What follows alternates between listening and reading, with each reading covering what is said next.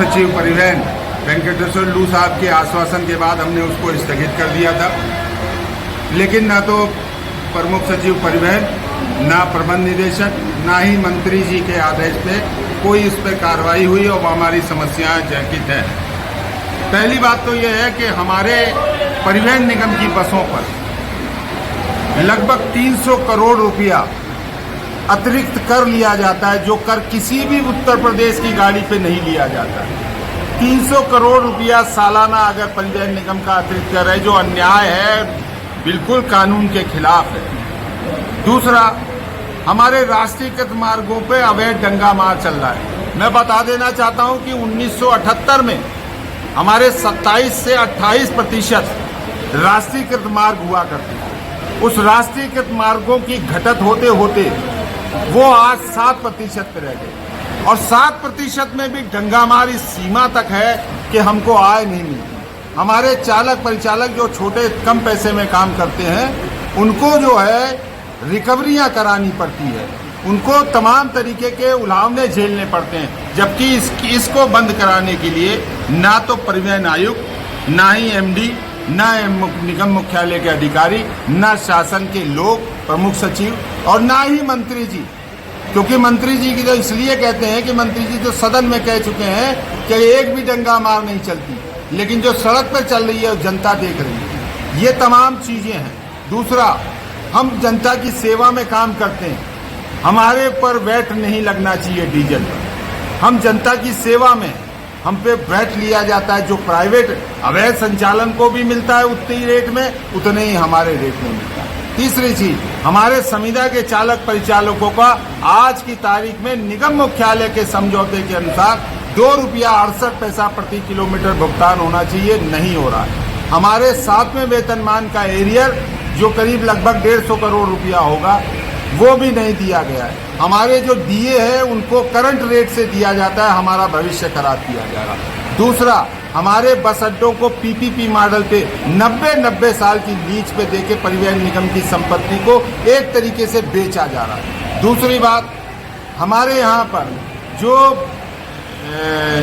कर्मचारी हैं उनकी वेलफेयर की कोई स्कीम नहीं है। आज परिवहन निगम में 30-30 साल, 25-25 साल से ज्यादा भी लोग काम कर रहे हैं, लेकिन जब वो रिटायर होता है, मानवीय दृष्टिकोण से माननीय मुख्यमंत्री जी देखना चाहें तो उसको रिटायरमेंट पे 1 रुपया भी नहीं मिलता है। जबकि नगर बस जो अभी बना, 9 से बना, और अभी 2-3 साल पहले जिला के लोग, जिला स्तर पे उनको रिटायरमेंट पे 1 लाख रुपया दिए जाने की बात है। परिवहन निगम में पूरी उम्र कर होकर के रिटायर होकर के जाता है।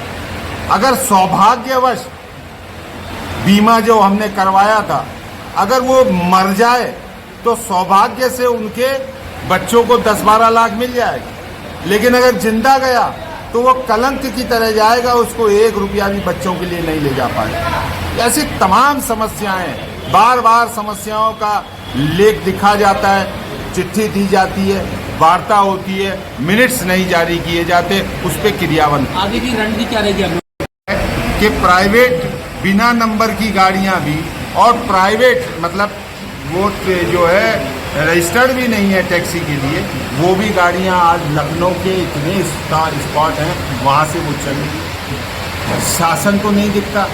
सबसे दुर्भाग्य की बात तो ये है कि जो हमारे ओजस्वी, तेजस्वी, ईमानदार, जो उत्तर प्रदेश को जंगल राज से उत्तम प्रदेश बनाने की कार्रवाई करते हैं, जिससे भूमाफिया डरते हैं, जिससे तमाम गलत काम करने वाले तख्तियां लेके थाने में जा रहे हैं, लेकिन ये जो रैकेट है दंगा मार का, जिसके संरक्षक करता पुलिस, परिवहन आयुक्त, एमडी साहब और शासन के लोग, शायद सरकार के भी कुछ लोग, मैं नाम नहीं लेना चाहूँगा, वो इनका संरक्षण कर रहे हैं, और उससे माननीय मुख्यमंत्री जी की भी छवि की खराब हो रही है, राजस्व की लूट हो रही है, परिवहन निगम की आय की लूट हो रही है। हम इसके लिए काम कर रहे हैं। इसके लिए हम जैसा भी होगा हम आगे आते आंदोलन में माननीय मुख्यमंत्री तक ये बात पहुंचनी चाहिए। मेरी उम्मीद ये है कि माननीय मुख्यमंत्री जी इन भ्रष्टाचारियों का, अब मैं आपको इसमें जोड़ दूँ, 500-500 रुपया, 1000-1000 रुपया गाड़ी अलाट करने का, रूट पे लगाने का, ऐसे लोग जो अधिकारी बनके लाख-लाख रुपए की तनख्वाह पाने वाले लोग, 10-10 हजार के लोगों पर 500-500 हजार रुपए की वसूली करते हैं। नैतिकता मर गई है। कहीं तो बात राम राज की होती है, लेकिन यहाँ तो रावण राज क्या कहा जाए, या और उससे भी ज्यादा बदतर राज है ये परिवहन निगम के साथ। हमारी आमरण अनशन की नोटिस त्रिलोकी व्यास हमारे प्रदेश अध्यक्ष और हमारे द्वारा दी गई थी, उसको हमने टाल दिया था। हम पुनः उसी नोटिस और नई मांग पत्र का एक नोटिस पूरे प्रदेश की बैठक करने के बाद लगभग 1 महीने के बाद हम एक कठोर आंदोलन करेंगे, और अगर और ज्यादा बड़ा आंदोलन नहीं करते हैं तो जो हमारा आमरण अनशन का नोटिस था वो आमरण का नोटिस जारी रहेगा। हम आमरण अनशन के लिए निगम मुख्यालय पे बैठेंगे, एमडी साहब ताला लगा दें, सरकार हमें उठा ले, हमें फांसी पे चढ़ा दे, लेकिन इन 55,000 कर्मचारियों की रक्षा के लिए, हितों की रक्षा के लिए, परिवहन निगम के अस्तित्व के लिए हम अपने प्राण निछावर करने के लिए भी तैयार हैं। टैक्स को लेकर प्राइवेट गाड़ी को